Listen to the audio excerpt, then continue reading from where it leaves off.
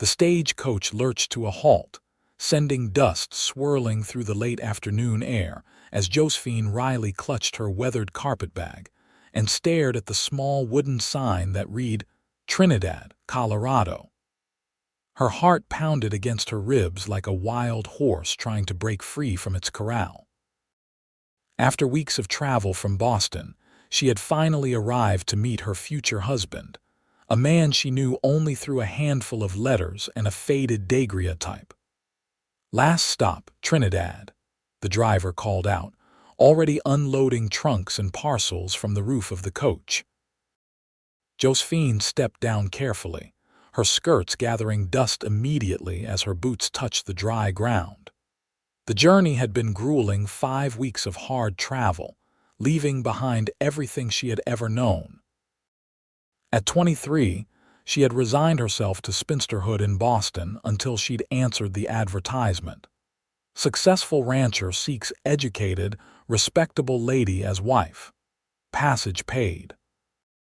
Walter Lane had seemed kind in his letters, describing his prosperous cattle ranch just outside of town and his hopes for a companionable marriage. "Miss Riley," a tall man approached her, hat in hand, his expression somber. "I'm Sheriff Thomas Blackwell." "Yes, I'm Josephine Riley." She offered a tired smile. "I've come to meet Mr. Walter Lane." The sheriff's face fell, and something cold settled in Josephine's stomach. "Madam, I'm afraid I have some difficult news. Perhaps we should speak somewhere more private." 10 minutes later, Josephine sat in the sheriff's office, a cup of lukewarm coffee trembling in her hands as she struggled to comprehend what she'd just been told. "Dead. Walter is dead." "Yes, madam. 3 weeks ago, caught pneumonia after getting caught in a spring storm while moving cattle." "Went quick," the doctor said. Sheriff Blackwell shifted uncomfortably in his chair. "I reckon the news didn't reach you in time. The mail can be unreliable out here. 3 weeks." The words felt hollow in her mouth. She'd been traveling west while the man she was meant to marry was already in his grave. "What am I to do now?" Before the sheriff could answer, the door to the office swung open and a man strode in. Dust covered his clothes and his hat was pulled low, shadowing his face until he removed it. When he looked up, Josephine found herself staring into eyes the color of a summer storm, gray-blue and intense. "Sheriff, I came as soon as I got your message," the newcomer said, his voice deep and rough like he didn't use it often. Then his gaze fell on Josephine and he went completely still. "Ethan Lane," the sheriff said, gesturing between them. "This here is Miss Josephine Riley. She's the woman your brother Walter sent for." Ethan Lane's jaw tightened as he took in her travel-worn appearance. He was taller than his brother had been, judging from the photograph she carried, with broader shoulders and a face weathered by sun and wind. Where Walter's image showed a clean-shaven man with neat hair, Ethan wore a short beard and longer hair that curled at the nape of his neck. "Miss Riley," he finally said, nodding curtly, "I'm sorry about the circumstances. Mr. Lane." She could barely get the words past her dry throat. I didn't know." An uncomfortable silence filled the room before Sheriff Blackwell cleared his throat. "Miss Riley just arrived on today's coach. She needs a place to stay until she can make arrangements." "There's the boarding house," Ethan suggested, not meeting her eyes. "Mrs. Peterson's place is full up with those railroad surveyors," the sheriff reminded him. Ethan shifted his weight, looking like a man caught in a trap. Finally, he sighed deeply. "The ranch house has room. Walter's room is." He paused, something flickering across his face. "You can stay there until we figure something out." "I couldn't impose," Josephine began, panic rising. "Stay at the home of a stranger. A man she didn't know. It's what Walter would have wanted," Ethan said firmly. "Besides, it's getting late. Not many options in Trinidad this time of day." She glanced out the window. The sun was indeed sinking toward the mountains, casting long shadows across the dusty street. What choice did she have? Her funds were nearly depleted after the journey. She'd expected to be a bride by nightfall, not a homeless widow before being a wife. "Very well," she said, straightening her spine. "Thank you for your hospitality, Mr. Lane." The ride to the Lane ranch was silent and tense. Josephine perched on the edge of the wagon seat, trying to maintain a proper distance from the brooding man beside her. The landscape stretched out around them, rolling hills dotted with scrub brush, the majestic mountains looming in the distance, bathed in the gold and purple light of sunset. "It's beautiful country," she ventured, hoping to break the oppressive silence. "It's hard country," Ethan replied without looking at her. "Not what you're used to, I imagine." "You don't know what I'm used to, Mr. Lane." That earned her a sidelong glance. "Boston, right? Walter said you came from back east." "Yes, but circumstances there were. Difficult." She wouldn't tell him about the fire that had claimed her parents and their millinery shop, leaving her with nothing but debts.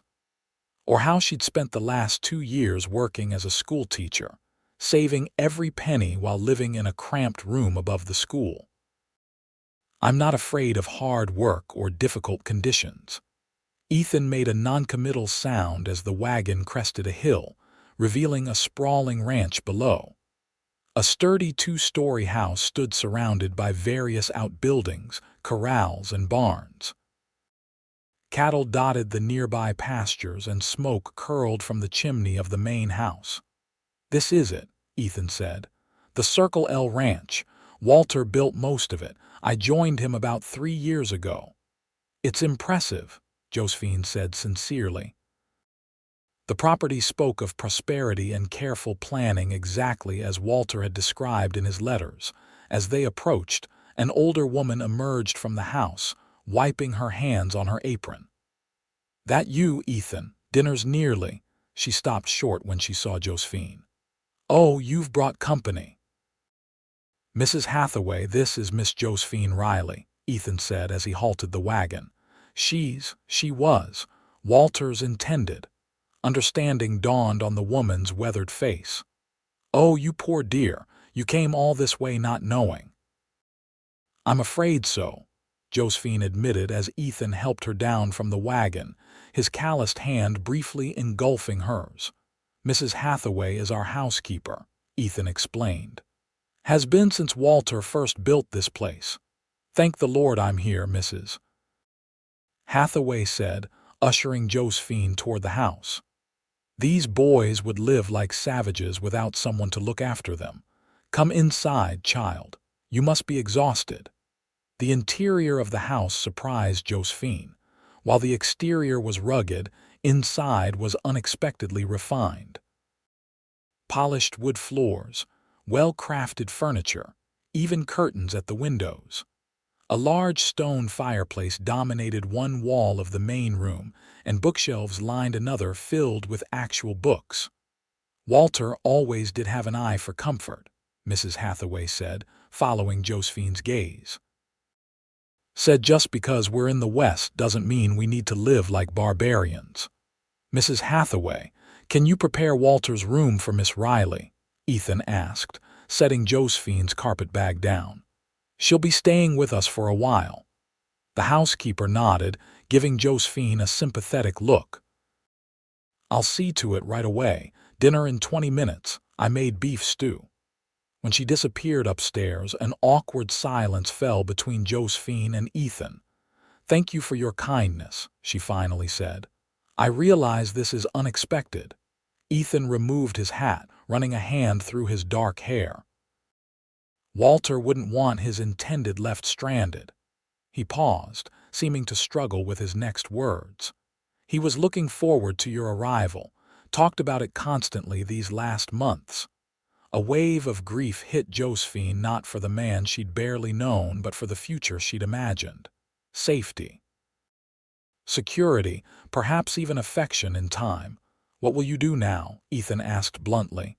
I don't know," she admitted. "I need to think. You can stay here while you decide." His words came reluctantly, but they seemed sincere. "This place was meant to be your home." At least for now it can be. Stay with me, he added, then immediately flushed. I mean here at the ranch, until you figure things out. Something in his awkward offer touched her. Thank you, Mr. Lane. Ethan, he corrected, meeting her eyes directly for the first time. Just Ethan. The next morning, Josephine woke disoriented. The room around her was unfamiliar, spacious and masculine, with simple, sturdy furniture and a large window that framed the distant mountains. Walter's room. She'd slept in a dead man's bed. She dressed quickly in one of her 2 remaining clean dresses, a simple blue cotton that had seen better days. After pinning her honey-brown hair into a modest bun, she ventured downstairs, following the scent of coffee and bacon. The kitchen was large and well-appointed. Mrs. Hathaway stood at the stove, turning bacon in a cast-iron skillet, while Ethan sat at the table, reading what appeared to be a ledger book. "Good morning," Josephine said quietly. Both heads turned toward her. Mrs. Hathaway smiled warmly, but Ethan's expression remained unreadable. "Good morning, dear," Mrs. Hathaway said. "Sleep well as could be expected, thank you." Josephine hesitated at the threshold. "Sit," Ethan said, gesturing to a chair. "Coffee, please." He poured her a cup from the pot on the table, sliding it toward her. The coffee was strong and bitter, but the warmth was welcome. "I've been thinking," Josephine said after taking a sip. "I need to find work in town, perhaps as a teacher if they need one. Trinidad already has a school teacher, Mrs. Hathaway said, setting a plate of bacon and eggs in front of her. "Young Mr. Collins. Only been here 6 months." Josephine's heart sank. "Perhaps there's another position available. I can sew quite well and I've worked in a shop before." Ethan watched her over the rim of his coffee cup. "No need to rush. The ranch can support you for now." "I can't accept charity, Mr. Lane." "Ethan," she corrected herself. "I need to earn my way." A hint of a smile touched his lips, the first she'd seen. "Stubborn, aren't you? Practical," she countered. "There's plenty of work here if you're determined to earn your keep," he said. "Ranch this size always needs another pair of hands. I don't know anything about ranching. You can learn." He closed the ledger. "Walter believed in you enough to ask you here. That's good enough for me." After breakfast, Ethan gave her a tour of the ranch.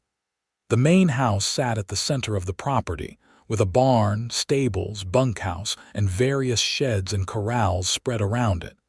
Beyond stretched acres of grazing land for the cattle. Walter started with 20 head of cattle and this plot of land, Ethan explained as they walked.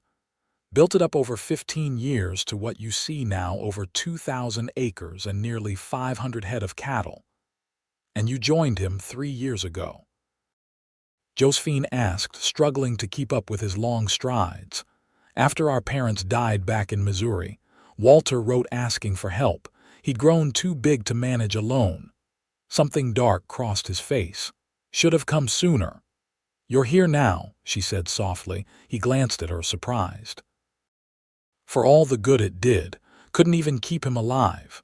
Pneumonia isn't something you can fight with a gun or fists, Ethan." He stopped walking abruptly. "How'd you know that's what I'm good at, fighting?" She studied him, the way he carried himself, alert and ready. The calluses on his hands that spoke of hard work, but also the slight bulge beneath his coat where she suspected a pistol rested. "You have a warrior's bearing," she said simply. For a moment he just stared at her, those storm-gray eyes searching her face. Then he shook his head slightly and resumed walking. "3 ranch hands live in the bunkhouse," he continued, pointing to a long, low building. "Miguel, John, and Bill. Good men, all of them. They help with the cattle and repairs. There's also Pedro, who comes in from town for bigger projects." As they approached the corral, a man was working with a spirited chestnut horse, guiding it around the enclosure with quiet commands. "That's Miguel," Ethan said. "Best hand with horses I've ever seen." The man looked up and waved. He appeared to be in his 30s with dark hair and a friendly smile that transformed his weathered face. "Senor Ethan," he called out, "is this the lady Walter was waiting for?" "This is Miss Josephine Riley," Ethan confirmed. "She'll be staying with us for a while." Miguel approached the fence, removing his hat respectfully. "My condolences, señorita. Don Walter was a good man." "Thank you," Josephine said. "I regret I never got to meet him." "He spoke of you often," Miguel told her. "Said you would bring light to this place." His eyes held a gentle kindness that made Josephine's throat tighten. "High expectations to live up to," she managed. "Just be yourself, señorita. That is all any of us can do." Miguel nodded to them both before returning to the horse. "What can I do to help around here?" Josephine asked as they continued walking. "I want to be useful." Ethan considered for a moment. "Can you ride?" "It's been years, but yes." "Good. Most everything here requires riding. Mrs. Hathaway could use help with the garden and preserving. We're also behind on mending and such." Walter was. Well, he wasn't much for domestic matters. "I can certainly handle those things. Is there a kitchen garden already?" Started one, but it needs tending. "Walter had plans to expand it for you." He stopped again, his expression troubled. "He wanted to make this place a real home, for you both." The wistfulness in his voice surprised her. "You miss him very much." "He was my brother, my only family." Ethan's jaw tightened. "We had our differences, but he was a good man, better than me in most ways." "How so?" "Walter built things. Planned for the future. I've mostly just drifted, taking whatever work came along. Some of it wasn't reputable." "Yet he asked you to join him here," Josephine pointed out. "He must have valued you." Ethan's eyes narrowed slightly. "You ask a lot of questions, Miss Riley." "Josephine," she corrected. "And yes, I do. It's how I learn." That almost smile appeared again, gone as quickly as it came. "Fair enough. Come on, there's more to see before lunch." Days passed, and Josephine fell into the rhythm of ranch life. She rose with the sun, helped Mrs. Hathaway prepare meals, worked in the garden, and tackled the mountain of mending that had accumulated. In the evenings, she often sat on the porch, watching the sunset paint the mountains in shades of gold and purple. Ethan remained a mystery. He worked from dawn until dusk, often returning to the house only for meals before disappearing again. Sometimes she caught him watching her with an unreadable expression, but he rarely initiated conversation beyond ranch matters. One evening, about a week after her arrival, Josephine was sitting on the porch when Ethan emerged from the barn. He hesitated, then approached, holding something in his hands. "Found this," he said, holding out a small wooden box. "Walter made it for you. Was going to be a wedding gift, I think."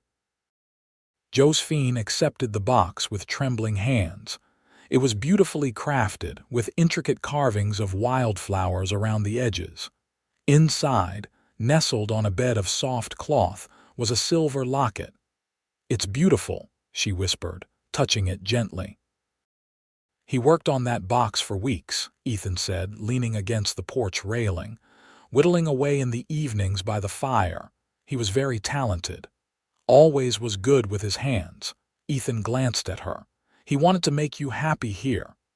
"I never knew him," Josephine said softly. "Yet I'm grieving for him. Is that strange?" "You're grieving the future you lost. That makes sense to me." She looked up, surprised by his insight. "Yes, exactly. The life I imagined." Ethan sat on the step below her, his back against the post. "What kind of life did you imagine?" "Stability. Safety." She closed the box carefully. "My parents died in a fire 2 years ago, left me with nothing but debts. I've been on my own since then, teaching at a small school in Boston, when I saw Walter's advertisement." She shrugged. "It seemed like Providence. And now you're stuck here with the wrong brother." His voice held a bitter edge. "I'm not stuck, Ethan. I can leave any time." He turned to look at her, his expression strangely vulnerable in the fading light. "Is that what you want, to leave?" "I don't know what I want anymore." It was the most honest answer she could give. They sat in companionable silence as darkness fell and stars appeared overhead, more stars than Josephine had ever seen in Boston. "It's beautiful here," she said eventually. "So vast and open, too open for some." Ethan's voice was quiet. "Walter used to say it was like living inside the sky." "I like that description." Another silence fell, but this one felt different, charged with something Josephine couldn't name. "I should go in," she said finally, rising to her feet. Ethan stood as well, towering over her in the darkness. "Josephine," he said, then stopped as if uncertain what to say next. "Yes, I'm glad you're here," he said finally, "even under these circumstances." The words warmed something inside her. "Thank you, Ethan. Good night." "Good night, Josephine." The next morning she found Ethan in the stables, saddling 2 horses. "I thought you might like to see more of the property," he explained when she approached. "If you're interested." "I'd love to," she said, surprised and pleased by the invitation. He handed her the reins to a gentle-looking bay mare. "This is Daisy. Walter bought her about a year ago, said she'd be perfect for his wife." Josephine stroked the mare's velvety nose. "She's beautiful." With Ethan's help, she mounted, arranging her skirts as modestly as possible. She'd never ridden astride in a dress before, having always used a side saddle in Boston, but there seemed to be no alternative here. Ethan swung easily onto his own mount, a powerful black stallion. "Ready as I'll ever be," she replied with a nervous smile. They rode at an easy pace, Ethan pointing out landmarks and boundaries as they went. The landscape was breathtaking, rolling hills giving way to rocky outcroppings, stands of pine trees and clear streams. In the distance, the mountains stood watch, their peaks still snow-capped despite the summer heat. "Walter chose this land well," Josephine observed as they stopped by a creek to let the horses drink. "He had an eye for potential," Ethan agreed, dismounting and helping her down. His hands lingered briefly at her waist before he stepped back. "Said this valley reminded him of a painting our mother had when we were boys." "You don't talk much about your past," Josephine said, stretching her legs after the long ride. Ethan's expression closed. "Not much to tell." "I don't believe that." She sat on a large rock by the creek, enjoying the cool air near the water. "Everyone has a story." He remained standing, his posture tense. "Mine's not a story for a lady's ears. I'm tougher than I look, Ethan. Never said you weren't." He picked up a stone and skipped it across the water. "After our parents died, I did what I had to, drove cattle, broke horses, fought when necessary." He paused, "Killed when I had no choice." Josephine absorbed this without visible reaction. "War, some during, mostly after." "Worked as hired gun for a while."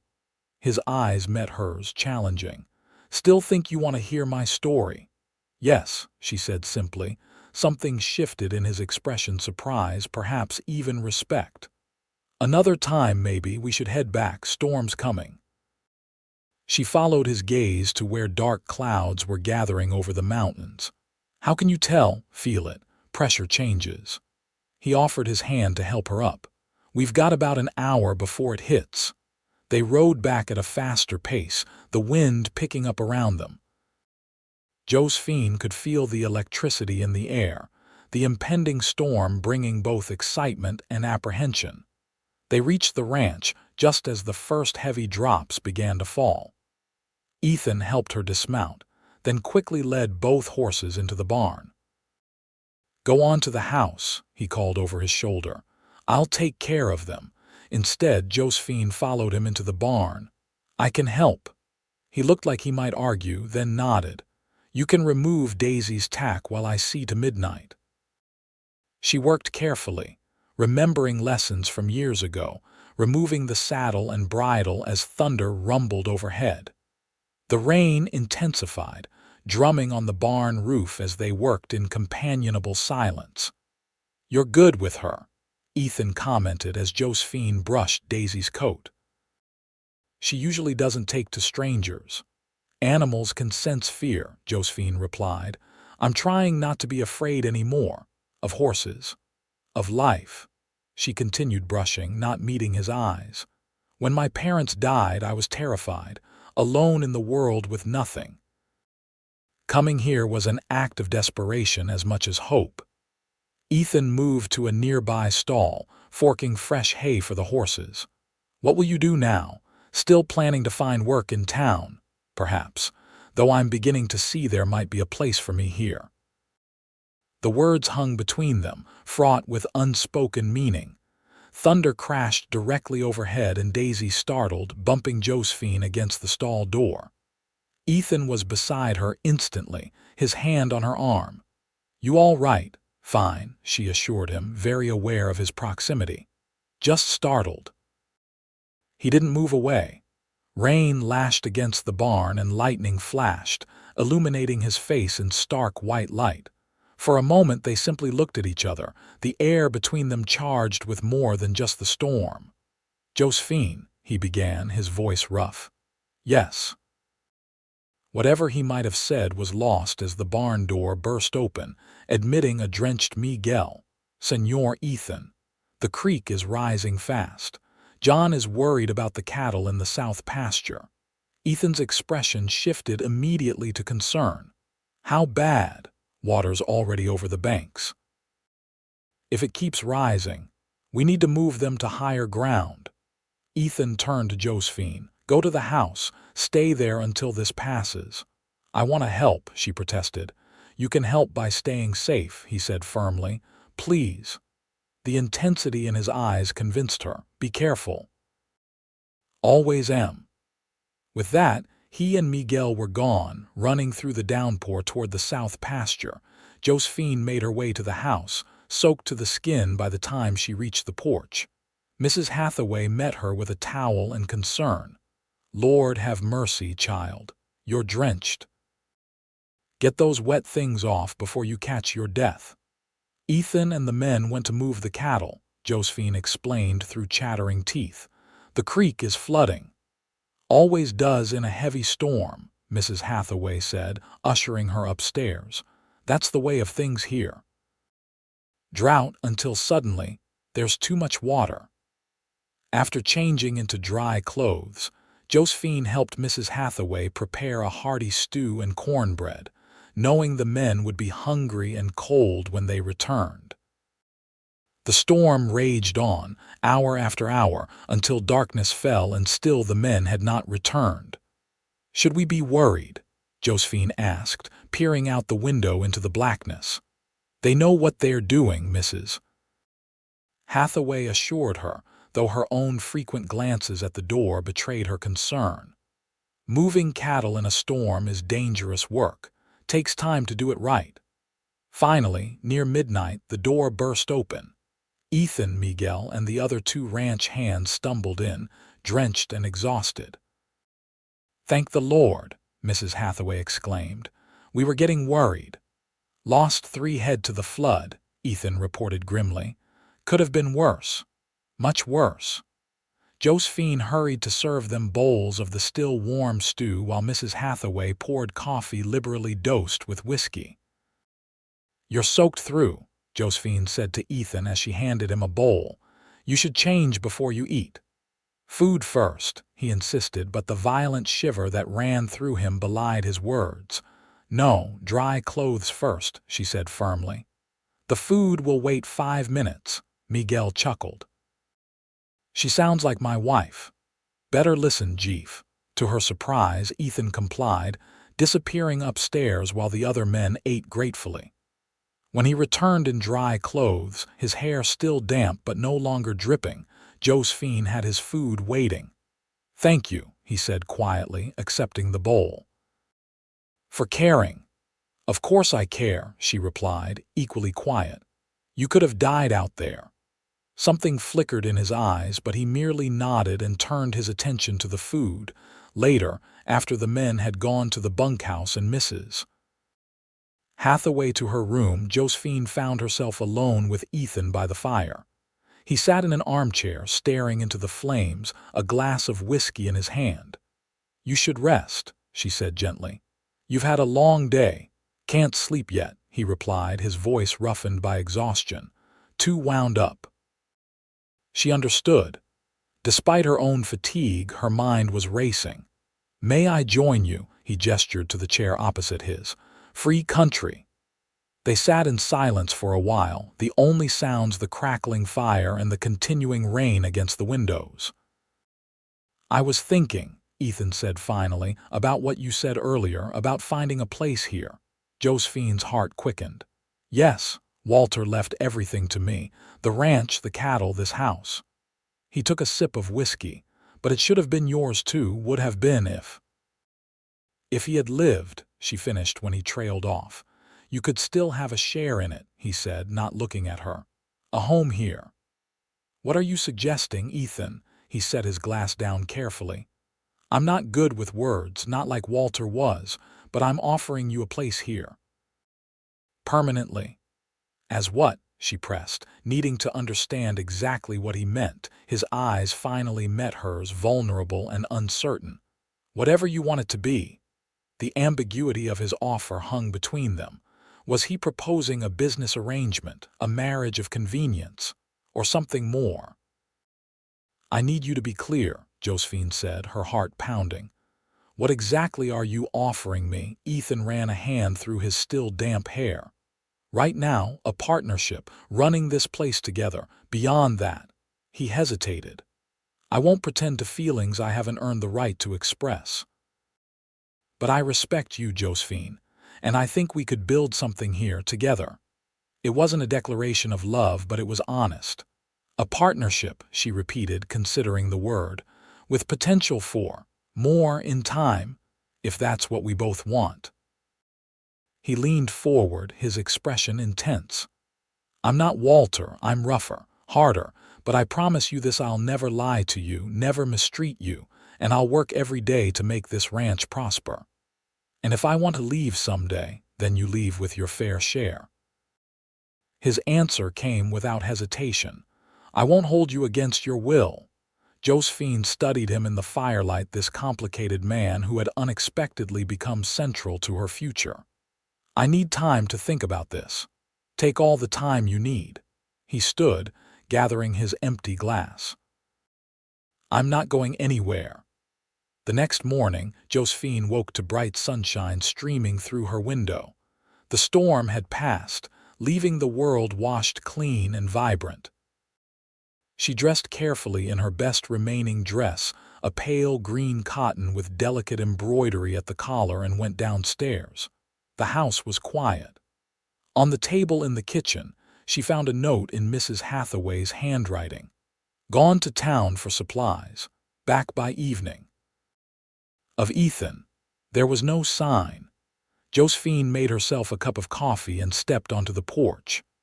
The ranch was already bustling with activity, men repairing fence damage from the storm, horses being exercised in the corral, chickens pecking in the yard. She spotted Ethan by the barn, deep in conversation with Miguel. As if sensing her gaze, he looked up, meeting her eyes across the distance. After a moment's hesitation, he excused himself from Miguel and walked toward the house. "Good morning," he said, stopping at the bottom of the porch steps. "Sleep well?" "Yes, thank you. The storm passed. For now, left plenty of damage to fix." He gestured vaguely toward the pastures. "Creek still high, but the worst is over." Josephine nodded, sipping her coffee to hide her nervousness. "I've been thinking about your offer." His expression remained carefully neutral. "And I have conditions." A hint of a smile touched his lips. "I'd be disappointed if you didn't. First, I want a real partnership, not just in name. I want to learn the business, understand the finances, have a say in decisions." Ethan nodded. "Fair enough. Second, I want to use some of the profits to expand the garden and perhaps start a small orchard. Walter mentioned in his letters that fruit trees would do well here with proper care. He was right. We've talked about it for years. Third, Josephine continued, taking a deep breath, I need to know more about you, Ethan. If we're to be partners in whatever capacity, I can't have secrets between us. His expression tightened. Some things are better left buried. Not between partners, she insisted. I've told you my story. I need to know yours. For a long moment he just looked at her, conflict evident in his eyes. Finally he nodded once sharply. All right, but not here. Ride with me today. I'll show you the rest of the property and tell you what you want to know. When do we leave? After I finish with Miguel. Half an hour. I'll be ready. True to his word, Ethan had the horses saddled and waiting 30 minutes later. They rode out under the bright morning sun, following a different trail than the day before. The storm caused some damage to the north pasture fence line, Ethan explained as they rode. Need to check if it needs immediate repair or can wait a few days. Josephine nodded, enjoying the feeling of confidence that came with her second day on horseback. Daisy responded well to her guidance, and the countryside was even more beautiful after the rain, vibrant with renewed life. They rode in silence for a while, until they reached a high meadow overlooking the valley. Ethan dismounted and helped Josephine down, then led her to a large boulder where they could sit and see for miles in every direction. Walter wanted to build a house up here someday, Ethan said, gazing out over the landscape. Said it had the best view on the property. It's breathtaking, Josephine agreed, taking in the sweeping panorama of mountains, valleys, and the distant silver ribbon of a river. Ethan was quiet for a long moment, gathering his thoughts. You wanted to know my story. He didn't look at her as he spoke, his eyes fixed on the horizon. It's not a pretty one. I didn't ask for pretty, I asked for truth, he nodded, accepting this. Our parents had a small farm in Missouri, nothing special, but it was home. Pa fought for the Union in the war, came back changed like a lot of men did, took to drinking. Ma tried to hold things together. Josephine listened silently as he continued. When I was 16, I left home. Couldn't stand watching Pa destroy himself and everything around him. Worked as a ranch hand for a couple years, then the war came. I joined up, fought for the Union like Pa did. How old were you? 18 when I enlisted. 21 when it ended, saw things no man should see. His voice had gone flat, emotionless. After I couldn't settle, drifted, took whatever work came along, some of it wasn't honorable. The hired gun work, she supplied, among other things. Rode with some rough men for a while, never outright outlaws but close enough to smell it. He finally looked at her. I've killed men, Josephine, not just in war. She held his gaze steadily. Were they trying to kill you, most of them? His honesty was unflinching. Not all, and now. Now I'm trying to live a different life. When our parents died, fever took them both within days of each other. Walter wrote to me, said he needed help with the ranch, but I think he really wanted to save me from myself. A bitter smile crossed his face. Always was the better man. I don't think Walter would agree with that assessment, Josephine said quietly. Ethan gave her a sharp look. You never met him. No, but I read his letters, all of them, many times over. He wrote about you in several. This seemed to surprise him. What did he say? That you were the strongest person he knew, that you survived things that would have broken most men, that he admired your courage even when he worried about the paths you chose. Ethan looked away, his jaw tight. He shouldn't have admired me. Brothers often do, she said simply. Even when they disagree. They sat in silence for a while, the gentle breeze carrying the scent of wildflowers and pine. What else do you want to know? Ethan finally asked. Have you left that life behind for good? Yes. The word was firm, certain. Made that decision before Walter died. This is my home now, my future. Josephine nodded, satisfied with his answer. "Then I accept your offer of partnership, Ethan." He turned to her, studying her face as if searching for doubt. "You're sure? Even knowing what I was, I'm more interested in who you are now," she replied. "And who you're trying to become."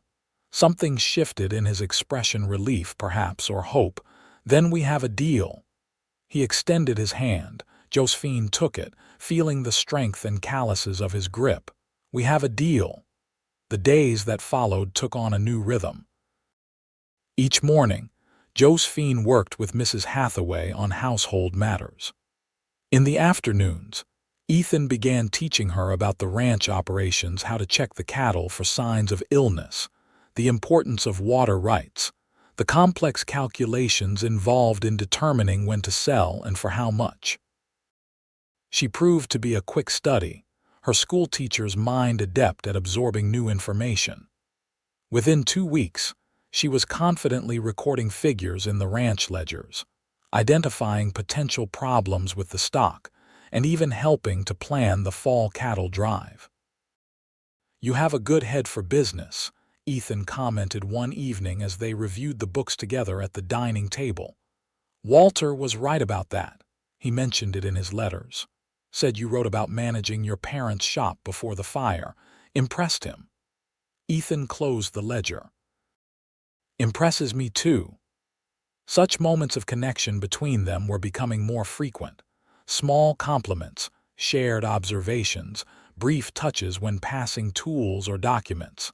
Nothing overt, but Josephine felt the gradual building of something deeper than mere partnership. One Sunday, nearly a month after her arrival, Ethan suggested they attend church services in Trinidad. "It would be good for you to meet more people in town," he said over breakfast. "Make some friends beyond the ranch." Josephine welcomed the opportunity. Though she'd grown comfortable with ranch life, she missed female companionship beyond Mrs. Hathaway, kind as the older woman was. They took the wagon into town, Josephine wearing her Sunday best, a navy blue dress with white collar and cuffs that she'd carefully mended and pressed. Ethan, too, had made an effort, wearing a clean shirt and jacket, his usually unruly hair slicked back with water. Trinidad was busier than Josephine remembered from her brief stop there upon arrival. The small church near the center of town was filled with families and individuals from the surrounding area. As they entered, several people greeted Ethan with varying degrees of warmth. "Don't get to town much," he explained quietly as they took a seat near the back. Walter was the sociable one. The service was simple but heartfelt, led by a middle-aged preacher with a booming voice and genuine conviction. Josephine found herself moved by the familiar hymns and prayers, a connection to her life before that brought both comfort and a twinge of homesickness. After the service, people gathered outside to socialize. Ethan introduced Josephine to several neighbors and townspeople, including the mayor and his wife, the general store owner, and the local doctor. "Miss Riley," the doctor said, shaking her hand warmly. "I've heard about you. I'm Dr. Samuel Green. I attended Walter in his final days." "Thank you for your care," Josephine said sincerely. "He spoke of you even then," the doctor told her. "Worried about what would happen when you arrived to find him gone." His gaze shifted briefly to Ethan. "I see his brother has been taking good care of you." "We've come to an arrangement," Josephine said carefully. "I'm helping with the ranch." "Good, good. The Lane property is one of the finest in the county. Be a shame to see it fall into disrepair." He lowered his voice slightly, though some in town wondered if Ethan was up to maintaining Walter's standards. "His reputation, you understand." Before Josephine could respond, a woman approached them, her silk dress and carefully arranged hair marking her as one of the more prosperous members of the community. "Dr. Green, won't you introduce me to your companion?" she asked, her eyes fixed curiously on Josephine. "Of course. Mrs. Victoria Harmon, this is Miss Josephine Riley. She's staying at the Lane Ranch. How interesting, Mrs. Harmon said, her smile not quite reaching her eyes. We've all heard rumors, of course, but no one quite knew what to believe. You were to marry Walter, I understand. Yes, Josephine confirmed, uncomfortable with the woman's probing tone. Unfortunately, I arrived after his passing. Such a tragedy. Walter was well respected in Trinidad, Mrs. Harmon's gaze drifted to where Ethan stood talking with another rancher. His brother, less so. Josephine stiffened. Ethan has been nothing but honorable since my arrival. Of course, dear. Mrs. Harmon patted her arm condescendingly. Still, your situation is unusual. A young woman living unchaperoned with a man of Ethan Lane's background. People do talk. Heat rose in Josephine's cheeks. Mrs. Hathaway serves as housekeeper and chaperone.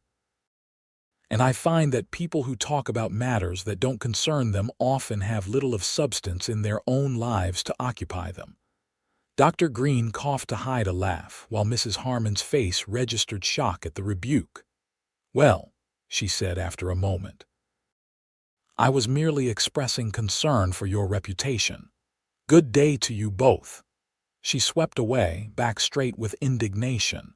You've made an enemy there, Dr. Green observed, looking impressed. Victoria Harmon fancies herself the arbiter of Trinidad society. I've faced worse than town gossips, Josephine replied, though her hands trembled slightly. She hadn't meant to make a scene, but she wouldn't stand by while Ethan was maligned. When they reunited to return home, Ethan seemed to sense her agitation. Everything all right? Fine, she said, not wanting to trouble him with Mrs. Harmon's insinuations. Just a little overwhelmed by all the new faces. He studied her for a moment but didn't press. Ready to head back? Yes, please. As they drove out of town, Josephine gradually relaxed, the tension from the encounter fading in the peaceful countryside. Thank you for introducing me to everyone, she said. It was good to see more of the community. People were glad to meet you, Ethan replied. Most of them, anyway. At her surprised look, he added, I saw you talking with Victoria Harmon. Woman's got a tongue like a rattlesnake. Josephine couldn't help but laugh at the apt description. She did seem concerned about my living situation. Ethan's hands tightened on the reins. What did she say? Nothing worth repeating. Josephine placed a hand briefly on his arm. I defended your honor quite capably, I assure you. He glanced at her, surprised, then a slow smile spread across his face. Wish I'd seen that. It wasn't my finest moment, she admitted. My mother always said my temper would get me in trouble one day. Sometimes trouble's worth getting into. His smile faded. But she's right about one thing, your reputation. We should consider formalizing our arrangement for propriety's sake. Josephine's heart skipped a beat. What exactly are you suggesting? A contract, written and witnessed, establishing you as half-owner of the ranch. He kept his eyes on the road. Would give you legal standing, protect your interests. Oh, she wasn't sure if she felt disappointed or relieved. Yes, that would be sensible. They rode in silence for a while, the wheels of the wagon crunching over the dirt road. Unless, Ethan said suddenly, you had something else in mind. Josephine gathered her courage. Would a marriage of convenience not serve the same purpose, with less paperwork? His head turned sharply toward her, eyes widening. Are you proposing to me, Josephine Riley? I'm considering all practical options, she replied, striving for a businesslike tone despite the heat in her cheeks. Marriage would secure my position, silence gossip, and provide the ranch with continuity of ownership. Very practical, he agreed, his expression unreadable. And what about the other aspects of marriage? I assume we would approach those as they arise, she said carefully. With mutual respect and consideration. Ethan pulled the wagon to a stop in the middle of the empty road. Look at me, Josephine. She turned to face him, heart pounding. "I won't enter a marriage, even one of convenience, without honesty between us," he said, his voice low and intense. "So I need to tell you something." "What is it?" she asked, suddenly anxious. "I'm falling in love with you." The words came out rough, almost reluctant. "Have been since that first day, I think. Tried not to out of respect for Walter, for you, but there it is." Josephine stared at him, speechless. "You don't need to say anything," he continued quickly. "I don't expect you to feel the same. Just needed you to know that for me, it wouldn't be just convenience." "Ethan," she finally managed, her voice barely above a whisper. "We should get back," he said, flicking the reins to set the horses in motion again. "Forget I said anything if you want." "I don't want to forget it." She gathered her courage. "I feel something too. I'm not sure what to call it yet, but it's real and growing stronger every day." He glanced at her, hope and wariness battling in his expression. "You deserve better than a man with my past." "Perhaps you should let me decide what I deserve," she countered. "I'm not looking for perfection, Ethan, just someone honest, someone who sees me as I am and values me for it." "I do see you," he said softly. "And you're the finest woman I've ever known." They rode the rest of the way in silence, but it was a different kind of silence full of possibility and unspoken promises. That evening, after dinner, they sat on the porch watching the sunset. Mrs. Hathaway had retired early with a headache, leaving them alone with the deepening twilight. "If we were to marry," Ethan said, breaking the companionable silence, "what would you want it to be like? The ceremony, I mean." Josephine considered the question. "Simple, I think. I've never dreamed of elaborate weddings, just something honest and meaningful. In the church? Yes. Despite everything, I still believe in those vows." She glanced at him. "What about you?" "Never thought I'd marry at all," he admitted. "Didn't think I deserved that kind of happiness." He paused. "But if I did, it would be to a woman who knew me, all of me, and chose me anyway." "Like me." The words slipped out before she could stop them. His eyes met hers in the fading light. "Exactly like you." Josephine's heart quickened. "Are we still speaking hypothetically, Ethan Lane?" "No," he said simply. "I don't think we are." He reached into his pocket and withdrew something small. "This was my mother's," he said, opening his palm to reveal a simple gold band with a tiny pearl. "Walter kept it after our parents died, said he'd use it when he married. Found it in his things last week." "It's beautiful," Josephine whispered. "It's yours if you want it." Ethan's voice was steady, but she could see the tension in his shoulders. "Along with everything I have, everything I am." "Are you asking me to marry you, not for convenience?" he clarified. "Not for propriety or business, but because I love you, Josephine Riley, because I want to build a life with you." She reached out and took the ring from his palm. "Ask me properly." A smile tugged at his lips as he stood and then, to her surprise, knelt before her. Taking the ring back, he looked up into her eyes. "Josephine Riley, will you marry me? Not the man you expected to find here, but the one who found you instead." Tears pricked at her eyes. "Yes," she said, her voice catching. "Yes, I will marry you, Ethan Lane." He slipped the ring onto her finger, then rose and drew her to her feet. Slowly, giving her time to pull away if she wished, he lowered his head and kissed her. It was gentle at first, almost reverent, then deepening as she responded, her hands sliding up to his shoulders. When they finally parted, both breathless, he rested his forehead against hers. "When? Soon," she replied, smiling. "I didn't travel all this way to have a long engagement," he laughed, the sound warm and genuine. "Next Sunday. Perfect." They were married the following Sunday in the small church in Trinidad, with Mrs. Hathaway, the ranch hands, and a few townspeople as witnesses. Josephine wore her blue dress with a new white lace collar she'd purchased from the general store. Ethan wore a new suit that Mrs. Hathaway had insisted on having made by the town tailor. Dr. Green stood as Ethan's best man, while Mrs. Hathaway, beaming with happiness, attended Josephine. Even Mrs. Harmon attended, though her smile seemed forced as she watched the proceedings. The ceremony was simple but moving. When Ethan spoke his vows, his voice never wavered, his eyes never leaving Josephine's face. For her part, Josephine felt a certainty she had never expected when she first stepped off that stage, a bone-deep knowledge that this was right. This was where she belonged. "I now pronounce you husband and wife," the preacher declared. "You may kiss your bride."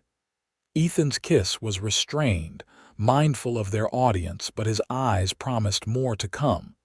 As they turned to face the small congregation as Mr. and Mrs. Lane, Josephine felt a wave of gratitude for the strange twist of fate that had brought her here, not to the man she had expected, but to the one she now knew she needed. The small reception was held at the hotel dining room, with a simple meal and a cake baked by Mrs. Hathaway. There was music from a local fiddler, and even dancing, though Ethan admitted to having 2 left feet. "Never had much cause for dancing before," he whispered as they moved awkwardly around the floor. "We have time to practice," she replied, smiling up at him. As the celebration continued, Dr. Green approached them, glass in hand. "A toast to the happy couple," he said, raising his drink. "Walter would be pleased, I think." "Thank you, Samuel," Ethan said, genuine appreciation in his voice. "He talked about you both, at the end," the doctor continued. "Said he hoped you'd find each other if anything happened to him." Josephine exchanged a startled look with Ethan. "What do you mean?" Dr. Green looked surprised. "He never told you. In his final days, he made me promise to send for you anyway, Mrs. Lane. Said his brother needed someone like you, even if he didn't know it yet." "He planned this?" Ethan asked, his voice tight. "Walter arranged for Josephine to come even knowing he might not live." "I believe he hoped to recover," Dr. Green clarified. "But yes, he was adamant that she should come regardless. Said something about how sometimes Providence needs a helping hand." After the doctor moved away, Ethan stood in stunned silence. "All this time," he finally said, "I thought it was chance that brought you here." "Perhaps it was still Providence," Josephine suggested, squeezing his hand. "Just with Walter's assistance." A slow smile spread across Ethan's face. "Sounds like him. Always trying to take care of everyone, even from beyond the grave. Are you angry?" "No," he said after a moment's consideration. "Grateful to him, to whatever forces brought you to me." His eyes held hers. "I love you, Josephine Lane, and I love you, Ethan Lane." The words felt right, true in a way she hadn't expected when she'd embarked on this journey. As the evening wound down, they bid their guests farewell and climbed into the wagon for the ride back to the ranch, their ranch now, truly shared between them.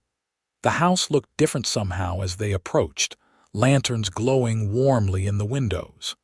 Mrs. Hathaway had left early to prepare it for their return, and Josephine felt a flutter of nerves as Ethan helped her down from the wagon. "Welcome home, Mrs. Lane," he said softly. Instead of leading her inside immediately, he surprised her by scooping her into his arms. "Ethan." She gasped, laughing. "What are you doing, carrying my wife over the threshold?" he replied with mock seriousness. "Isn't that the tradition?" "I believe it is," she agreed, wrapping her arms around his neck. He carried her easily up the steps and through the door, setting her down gently in the entryway. The house was warm and inviting, with fresh flowers on the table and a fire crackling in the hearth. "Mrs. Hathaway has gone to stay with her sister in town tonight," Ethan said, a hint of nervousness in his voice. "Thought we might appreciate the privacy." Josephine felt her cheeks warm. That was considerate of her. An awkward silence fell between them, the reality of their new relationship suddenly apparent. "Would you like some tea?" Ethan offered. "Or maybe no," Josephine said softly. "No tea." His eyes darkened as he understood her meaning. "Josephine, I don't want to rush you. If you need time." She stepped closer, placing her hands on his chest. "I've traveled nearly 2,000 miles to be a wife, Ethan Lane. I don't need any more time." With a groan, he pulled her into his arms, his kiss far less restrained than the one they'd shared in church. Josephine responded eagerly, all her earlier nervousness transforming into a different kind of anticipation. Later, as they lay together in what was now their bedroom, Josephine traced idle patterns on Ethan's bare chest, her head resting on his shoulder. "Happy?" he asked, his voice rumbling beneath her ear. "Very," she assured him, "though I never imagined my life would take this turn. Having regrets?" There was a hint of vulnerability in the question, not a single one. She propped herself up to look at him. "When I answered Walter's advertisement, I was looking for security, for a safe harbor. I found so much more." "As did I." He tucked a strand of hair behind her ear. "When Walter wrote asking me to come help with the ranch, I was at a low point, didn't see much future ahead of me. Now I can't wait to see what tomorrow brings." "What do you want for our future, Ethan?" He considered the question seriously. "To build something lasting, to make this ranch prosper, maybe someday have children to pass it on to." He glanced at her. "If that's what you want too." "It is," she said, smiling. "A family, a legacy." "We'll start tomorrow," he promised, pulling her closer, "building our future together." "Why wait until tomorrow?" she asked, her smile turning mischievous. "We could start right now." His laugh was warm against her skin as he rolled her beneath him. "I do love the way you think, Mrs. Lane." The seasons changed, and the ranch thrived under their joint care. Josephine expanded the garden as planned, adding an orchard of apple and pear trees that would take years to mature but promised rich harvests in the future. Ethan, with her encouragement, invested in better breeding stock, improving the quality of their herd. Trinidad grew as the railroad expanded operations, bringing more settlers and business opportunities.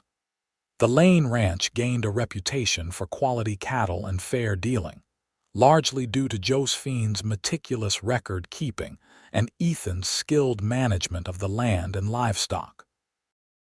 Their first Christmas together brought a special gift: the news that Josephine was expecting a child in the summer. Ethan's reaction to the announcement was everything she could have hoped for, his usual reserve crumbling as he swept her into his arms, laughing and crying at once. "A baby," he kept saying, as if unable to believe it. "Our baby." "Are you happy?" she asked, though his joy was evident. "More than I knew was possible," he admitted, placing a gentle hand on her still flat stomach. "I never thought I'd have this. A wife, a child, a future worth fighting for." Spring brought new calves to the herd and advancing changes to Josephine's body. By May, her condition was obvious, and Ethan grew increasingly protective, limiting her activities despite her protests. "I'm pregnant, not ill," she reminded him one afternoon as he insisted on helping her from her horse after a short ride to check on the new orchard. "Humor me," he replied, his hands lingering at her waist. "I just want you both safe." She softened at the concern in his eyes. "We are safe." "And happy." Taking his hand, she placed it on her rounded belly where the baby was kicking vigorously. "Feel that, strong like his father, or stubborn like his mother," Ethan countered with a smile, in late July after a long day and night of labor with Mrs. Hathaway and the midwife in attendance. Josephine gave birth to a healthy son. Ethan, who had paced the porch all night, nearly collapsed with relief when he was finally allowed to enter the bedroom and see his wife and child. "We have a son," Josephine said tiredly but triumphantly as he knelt beside the bed. Ethan stared in wonder at the tiny red face partially visible among the swaddling blankets. "He's perfect," he whispered, gently touching the baby's cheek with one finger. "Would you like to hold him?" The look of terror that crossed Ethan's face almost made Josephine laugh. "I might drop him. My hands aren't made for holding something so small." "Nonsense," she said, carefully transferring the bundle to his arms. "Your hands are made for holding your son." Watching Ethan cradle their baby, his expression a mixture of awe and terror, Josephine felt a wave of love so powerful it brought tears to her eyes. "What shall we name him?" she asked. Ethan looked up, his own eyes suspiciously bright. "I thought maybe Walter. Walter Samuel Lane." "It's perfect," she agreed. "A good name. A name with history." Little Walter grew quickly, a strong, healthy boy with his father's storm-gray eyes and his mother's determined chin. Ethan proved to be a devoted father, carrying the baby with him around the ranch whenever Josephine would allow it, telling him about the cattle and horses as if the infant could understand every word. "He'll be a fine rancher someday," Ethan often said proudly. "Or whatever he chooses to be," Josephine would remind him. "He'll have options we never had." By Walter's first birthday, the ranch had expanded again, with new pasture land purchased from a neighboring property and improvements made to the main house. Josephine had also started a small school on the ranch for the children of their workers and nearby homesteaders, teaching 3 days a week, while Mrs. Hathaway watched Walter. Life fell into a pattern of busy days and contented evenings. Josephine and Ethan worked well together, their different strengths complementing each other in both ranch business and parenthood. There were disagreements, of course, even occasional arguments, but they always found their way back to each other, their bond deepening with each challenge overcome. 2 years after Walter's birth, Josephine gave birth to twins, a boy and a girl they named James and Elizabeth.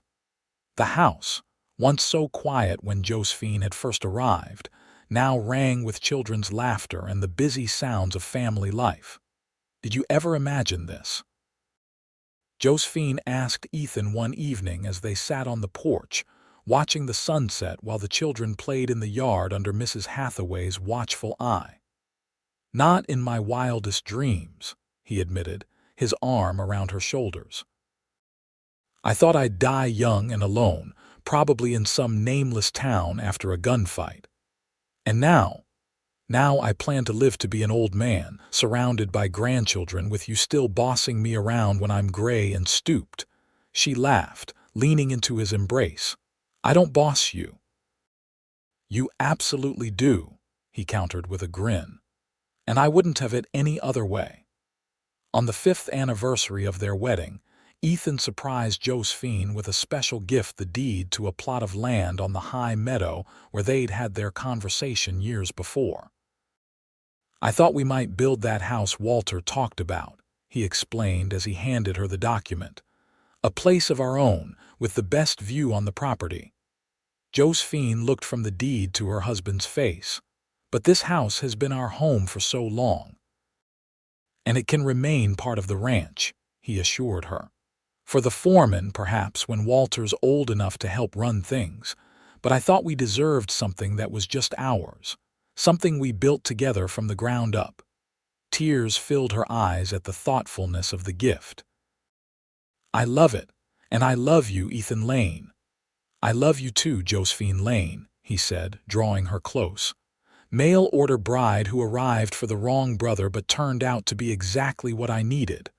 Providence," she reminded him with a smile, "with a little help from Walter." "Wherever he is," Ethan said, looking toward the mountains painted gold by the setting sun, "I hope he knows how grateful I am. For sending you. For believing I deserved a second chance." "He knew," Josephine said confidently, "and he was right." As they stood together, watching their children play in the yard of the home, they'd built together not just the physical structures but the life, the love, The family Josephine reflected on the long journey that had brought her here. From a frightened, desperate young woman stepping off a stagecoach to meet a stranger, to a confident wife, mother, and rancher with deep roots in this wild, beautiful country. She had arrived as a mail-order bride to a dead man.